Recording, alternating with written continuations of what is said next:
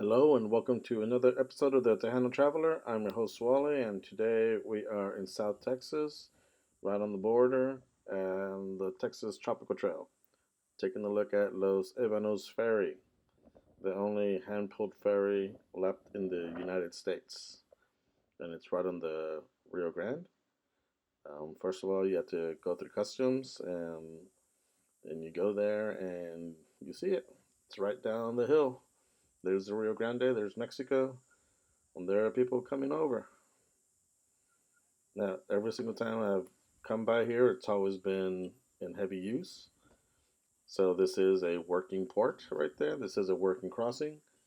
And word for the warning, if you pay to go to one side, you gotta pay to come back. A lot of people don't understand that for some reason. Okay, so if you're just hitching a ride, it'll be $2 per person. But if you're in a car, it's $5 per vehicle. And, you know, just like they're charging you to go one way, they charge you to go the other way. It makes sense. Why would that not make sense? But the towns that have taken this, there's always some gringos going, ah, they didn't tell us that when we were paying. We already paid over there. So keep that in mind. And don't be a jerk. This is people's living. This is what they do. That's their job. But there is a Rio Grande, the awesome Rio Grande. And apparently the current moves swifter than you think it does. But you come here and you see the little ferry. It's you sort of sit in the shade, you feel the breeze, and you can either help pull if you want to, or just sit back and relax and let the men do the work. It's a pretty neat experience if you've never actually experienced a ferry before. I myself kind of like the idea of crossing over in a small little boat and leaving one country and coming into the other. Now, on one side in the United States, there is a small town of Los Ebanos, which is why it's called Los Ebanos Ferry. And on the other side, when you cross into Mexico, there really isn't anything for about 1 or 2 miles. So don't think you're crossing over and you're going to be, woohoo, party, yeah. No, there's just a couple of picnicking areas where people wait, and that's about it. There isn't much on the other side. So if you're coming here, be prepared for that. Of course, they're used to tourists just wanting to take the ferry going one way and coming back.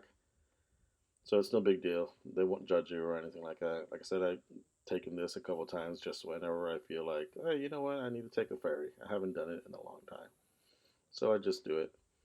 They don't judge you. They don't think any less of you.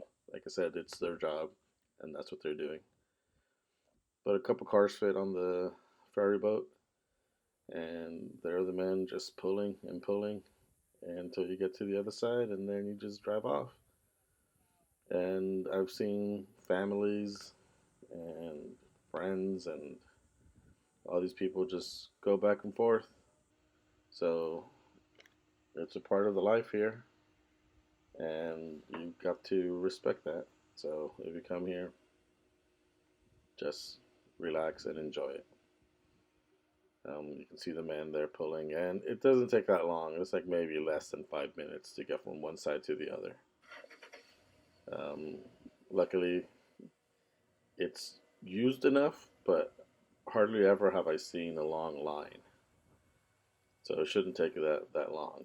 Plus, it moves continuously back and forth, so it's not like you'll be stuck for like 30 minutes on the other side or anything like that. But I first remember coming here back in the 1990s when Peter and his dad took me here, and Peter's dad was all excited about it. So now I feel like Peter's dad being all excited about this.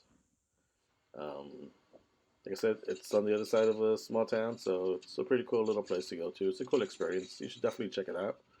And don't forget to like and subscribe. Thanks for watching. Bye bye.